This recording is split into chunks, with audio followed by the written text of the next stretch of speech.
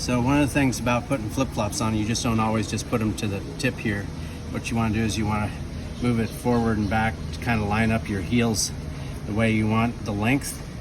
And to me, this is looking about what I want to do for length on it. I can still trim this back a little bit, but it leaves me a nice steel pad for underneath the shoe.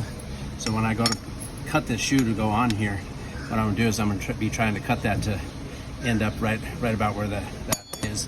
So if I had a marker, grab my marker on that box, it's right by your left hand, up. Oh, okay, that's good. So what I can do, yeah.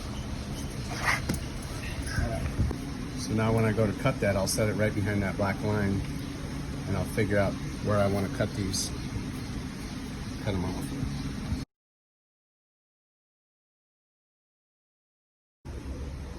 All right, so what I'm gonna do is I made some marks there. So what I'll do is I'll put my, a piece of, you can use a rasp, anything, put it right in the middle, kind of in the middle of your black mark, go to the other side, do the same thing.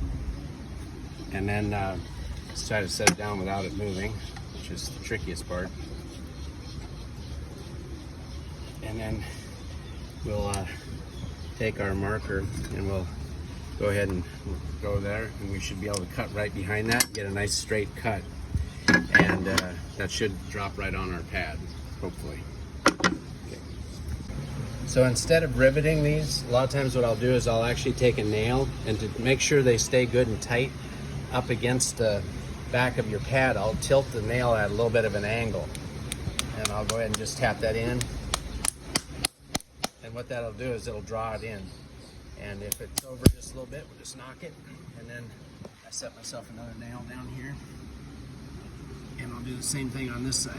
Is I'll pull this pad in, set the nail in at an angle.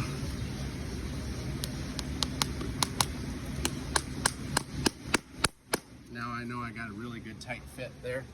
And what I'll do is just wring these off.